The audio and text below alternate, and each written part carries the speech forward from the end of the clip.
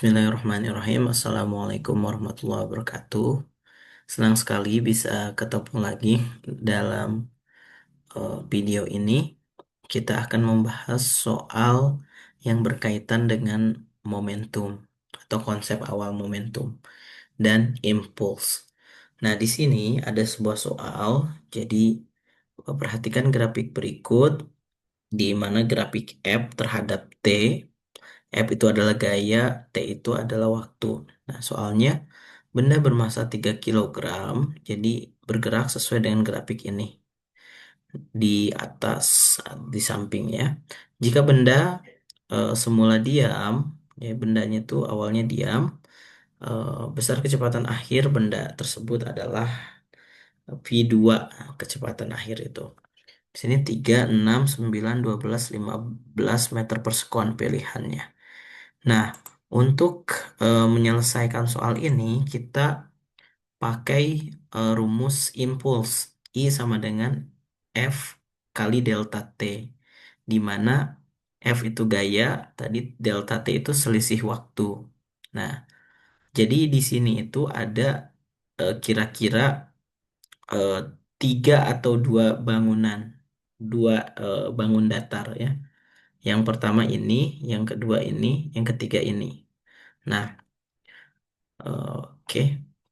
Nah, sebetulnya bangunan yang ini tuh bisa ditiadakan karena si gayanya tuh nol, ya gayanya nol. Dia tuh eh, masih dalam keadaan diam gitu. Walaupun ada selang waktu, jadi kayak eh, kita diam sejenak setelah 3 detik baru dikerahkan gaya. Jadi dia tuh kenapa gayanya nol? Karena memang selang 3 sekon, 3 dikurangi nol kan delta T-nya itu gaya yang dikerahkan nol sehingga impuls yang dihasilkan itu adalah nol gitu kan. Nah, berbeda dengan ketika telah diberi gaya. Nah, di sini ketika telah diberi gaya, dia punya gaya 6 Newton, kemudian juga ada selang waktunya 6 ke 3. 6 dikurangi 3, 3. Jadi 6 kali 3, 18 Newton second. Nah, ini kan, Newtonnya dari gaya, secondnya dari delta T. Nah, kemudian untuk I3 yang di sini, nih luasan sini, nah kita ingat bahwa segitiga itu kan luasnya itu setengah kali alas kali tinggi. Alasnya itu yang ini, selisih waktunya atau delta T 9 dikurangi 6, ya. Kemudian tingginya ini 6. Jadi setengah kali 6 kali selisihnya. Atau 6 kali setengah 3. 3 kali 3 9 Newton second.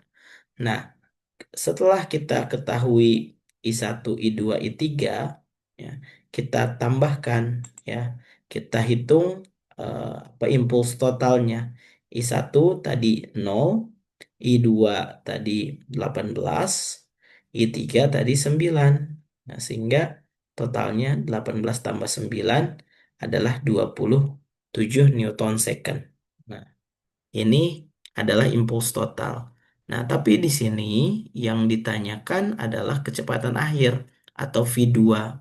Nah, kita tahu bahwa impuls adalah apa namanya selisih dari momentum atau I sama dengan delta P, ya.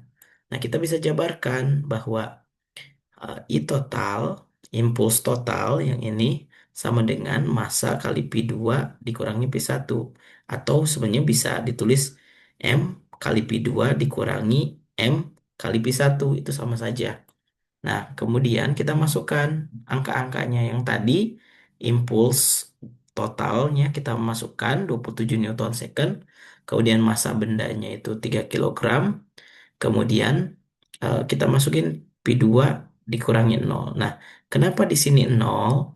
P1-nya karena bendanya itu semula dalam keadaan diam sehingga P-nya nol. Nah, yang P1-nya kita bisa coret, ya. Oke, berarti 27 Newton second sama dengan 3 kilogram kali P2. Berarti kita bisa cari P2-nya.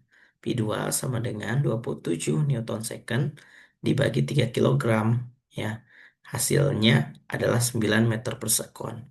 Nah, mungkin sebagian ada yang bingung bahwa Newton second, Newton itu apa satuannya itu adalah kilogram meter per second kuadrat.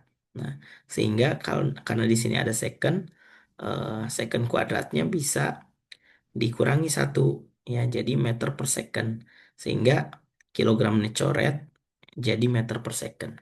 Nah, sebetulnya tips juga ya, kalau kalian mencantumkan satuan, kalian tuh kayak bisa tahu bahwa si perhitungannya tuh sudah betul apa salah gitu, karena satuannya pun saling meniadakan gitu kan. Kalau kecepatan ya pasti meter per sekon.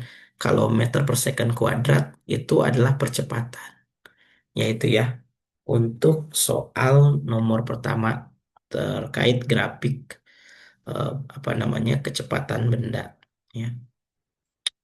Oke, yang kedua di sini ada soal cerita, ya. Di sini perhatikan peristiwa berikut.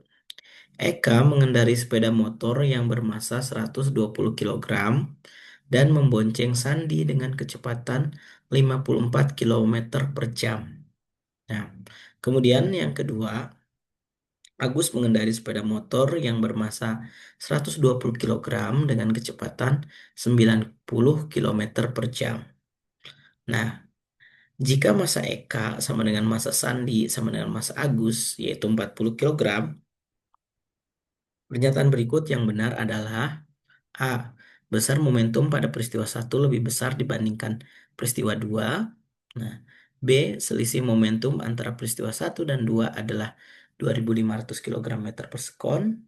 C. Peristiwa satu memiliki besar momentum yang sama dengan peristiwa 2. D. Besar momentum pada peristiwa satu lebih kecil dengan peristiwa 2. E. Jumlah besar momentum dari kedua peristiwa tersebut adalah 5.000 kilogram meter per sekon. Ini satuan dari momentum. Oke, nah cara menyelesaikannya yang harus kita selesaikan adalah yang pertama konversi satuan, karena satuan dari momentum itu sendiri adalah kilogram meter per sekon, sehingga kilometer per jam di sini harus kita ubah menjadi meter per sekon. Nah, cara mengubahnya gimana?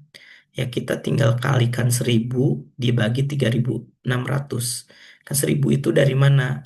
Jadi 1 kilometer itu sama dengan 1.000 meter.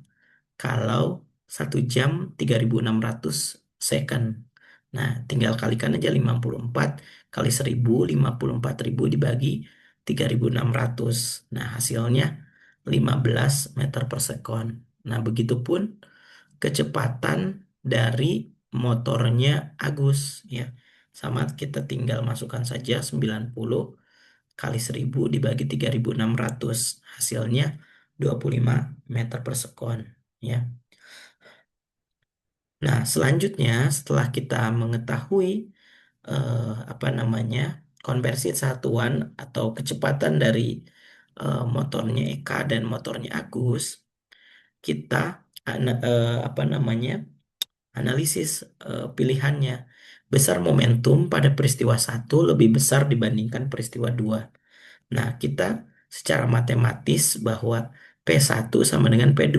Jadi, momentum peristiwa satu lebih besar daripada momentum peristiwa 2. Nah, kita akan buktikan, ya.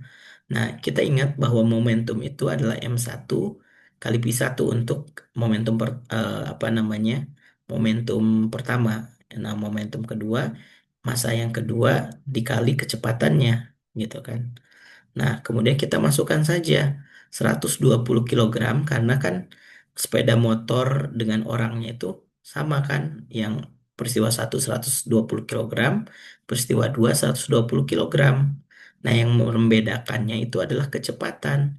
Nah, kecepatan EK itu adalah 15 meter per sekon, kecepatan Agus 25 meter per sekon. Nah, sebetulnya kita dari sini juga sudah bisa dilihat kalau 120-nya bisa kita coret. Nah, 15 meter per sekon, apakah lebih besar dari 25 meter per sekon? Tentu salah kan? Ya, sehingga jawaban ini adalah salah, gitu ya. Nah, yang kedua, di sini kita bisa lihat bahwa selisih momentum antara peristiwa satu dan 2 adalah 2.500 kilogram meter per sekon. Nah, atau delta P ya. P2 dikurangi P1 gitu kan 2.500. Kita buktikan ya. Rumusnya ini kan delta P sama dengan P2 dikurangi P1. Kemudian kita jabarkan kayak tadi ya M2 P2 dikurangi M1 V1 ya. Nah, kemudian kita masukkan rumusnya 150 kali 25 yang P2 itu kan ini peristiwa yang kedua ya. 25 120 kilogram kali 25 meter per sekon dikurangi 120 kilogram kali 15 meter per sekon yang kecepatannya ini apa sih Eka ya. Sehingga jawabannya adalah 3.000 kilogram meter per sekon dikurangi 1.800 ya. 3.000 dikurangi 1.800 sekitar 1.200. Jadi 1.200 sama dengan 2.500. Tentu jawabannya salah ya, kurang tepat. Yang C ya. Nah, kita lihat bahwa peristiwa satu memiliki besar momentum yang sama dengan peristiwa dua, ya. Sebetulnya dari sini juga udah kelihatan ya bahwa dengan perbedaan kecepatan, walaupun masanya sama, gitu kan, akan menimbulkan perbedaan sehingga sebetulnya sudah eh, otomatis salah ya karena dari perhitungan yang pertama ya berbeda antara 15 meter per sekon dengan 25 meter per sekon. Nah, kemudian yang D, besar momentum pada peristiwa satu lebih kecil dengan peristiwa dua. Nah, ini kebalikan dari A.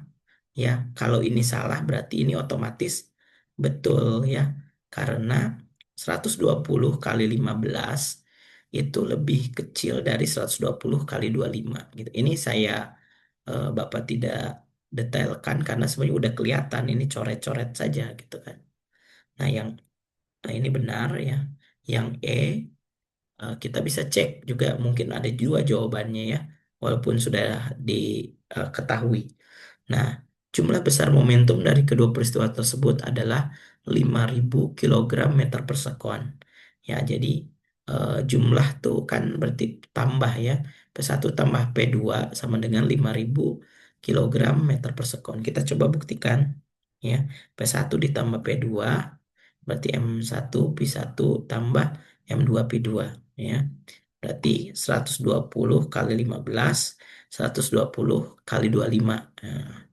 Nah, ini apa namanya? Hasilnya 1.800 kali ditambah 3.000, hasilnya 4.800 kilogram meter per sekon. Nah, ini beda 200, jadi tetap salah ya. Sehingga kita tahu bahwa jawabannya adalah yang D ya. Besar momentum pada peristiwa satu lebih kecil dengan peristiwa dua. Nah, begitu ya. Oke, kita lanjut soal yang ketiga. Nah, di sini suatu benda akan mengalami gaya terbesar jika menabrak dinding sehingga berhenti dalam selang waktu tertentu jika. Nah, ini apa namanya? Berkaitan dengan kalau gaya itu adalah impuls ya, karena kan impuls sendiri adalah F gaya kali selisih waktu atau delta T. Nah, di sini pilihannya benda bermassa 100 kilogram dengan laju sekian, yang B-nya 40, 25, 205 dan 5, 150 dan 7, 50 dan 15. Nah, ini kita pakai rumus yang ini. Impuls sama dengan gaya kali selisih waktu. Nah, kita bisa jabarkan rumus ini kan. Karena kan yang dicari gaya terbesar. Jadi gaya yang dicari. Berarti kan tinggal cara matematis dibulak-balik aja. I per delta T. Ya. Nah, kita tahu bahwa impuls sendiri itu adalah selisih dari momentum. Jadi kita bisa jabarkan F sama dengan delta P per delta T. Dan momentum sendiri kalau kita jabarkan adalah massa dikali kecepatan akhir dikurangi kecepatan awal, ya, seperti itu, dibagi delta t kalau untuk mencari gayanya. Nah, ini sebenarnya dari hubungan impuls dan momentum. Nah, di sini karena benda berhenti saat menabrak dinding, ya, maka P2 sama dengan nol, gitu kan. Kalau tadi kan benda mula-mula diam. Nah, kalau mula-mula diam P1 atau V1 kecepatan satunya itu sama dengan nol, gitu, ya. Nah, kita bisa masukkan rumus ini untuk mengcek setiap pilihan. Jadi F sama dengan M dikali minus Pi 1 per delta T. Nah, kenapa di sini ada minus? Karena tadi Pi 2-nya itu adalah nol, berarti nol dikurangi Pi 1 jadi minus Pi 1. Nah, sebenarnya hasilnya tuh nanti akan minus. Tapi sebenarnya minus ini bukan berarti gayanya minus, berarti goib gitu kan. Nggak, magic gitu kan. Nggak mungkin kan kalau di dalam fisika ada magic seperti itu. Nah, tapi gaya itu kan adalah besaran vektor. Besaran vektor itu memperhitungkan arah. Jadi minus ini menyatakan arah nantinya, ya. Kecepatan pun besaran vektor. Kenapa dia bisa minus? Nah, kemudian kita eh, apa namanya cek pilihan yang A. Eh, nah, karena kan yang dicari gaya terbesar, kemudian waktu sampai berhentinya tuh belum diberitahu. Makanya kita tuliskan delta T di sini. Nah, kita kalikan saja 100 di sini kali 10. 100 kali 10 jawabannya adalah 1000, ya. Dan minusnya masih tetap gitu kan untuk memperlihatkan arah. Jadi 1000 per delta T Newton gitu. Nah, ini tuh sebetulnya delta T di sini satuannya tuh sudah apa namanya? Sudah melebur menjadi Newton. Nah, kalaupun diketahui sebetulnya delta T ini hanya berupa angka saja gitu kan. Nah, kalau Newton per second kan itu bukan F gitu kan. Seperti itu, ya. Biar apa namanya tidak kebingungan saja. Nah, yang B sendiri tinggal masukin 40 kali 25 hasilnya sama 1000, ya. Nah, dengan minus. Kemudian yang C sama juga 200 kali 5 1000 juga, ya. Ini yang A, B, dan C ini besarnya sama gayanya. Nah, adapun yang D 150 kali 7 minus 7 sama dengan minus 1050. Nah, ini lebih besar untuk si gayanya. Nah, kemudian untuk yang terakhir 50 kilogram dengan laju 15 meter per sekon. Nah, ini apa namanya hanya menghasilkan 750 Newton. Nah, sehingga yang terbesar ini adalah yang D. Nah, sebenarnya arahnya saja yang berbeda gitu kan. Bisa misalnya kalau nggak ke kiri, misal ke kanan positif, ya berarti dia arahnya ke kiri gitu aja logikanya, ya. Nah, kemudian semoga bisa dipahami. Kemudian untuk soal yang terakhir, benda Y yang bergerak dengan kecepatan V tiba-tiba pecah menjadi dua bagian dengan masing-masing besar momentumnya adalah P1 dan P2. Kedua bagian tersebut bergerak saling tegak lurus. Jika besar momentum awal adalah P, persamaan berikut yang benar adalah P sama dengan P1 tambah P2, P sama dengan P2 dengan P1, P sama dengan akar dari P1 kuadrat dikurangi P2 kuadrat, DP sama dengan P1 dikurangi P2, dan EP sama dengan P1 kuadrat ditambah P2 kuadrat. Nah, sebetulnya kalau saling tegak lurus, ini bisa digambarkan seperti ini. Jadi, ada benda yang semula apa namanya bergerak, tiba-tiba pecah dan dia saling tegak lurus. Dalam artian ada yang ke arah horizontal, ada yang ke arah vertikal. Nah, membentuk sudut 90 derajat. Nah, kalau membentuk sudut 90 derajat kan ada yang ke arah Y, ada yang ke arah X, sehingga kita bisa mencari vektor. vektornya, vektor apa namanya dari arah ini. Nah, untuk mencari besar momentumnya, kita menggunakan rumus Pitagoras karena kan yang dicari adalah sisi miring ini kan, sehingga kita kan sisi miring adalah akar dari apa kuadrat ini yang kita bisa bilang ini tinggi dan kuadrat dari alas diakarkan. Jadi jawabannya adalah E, seperti itu.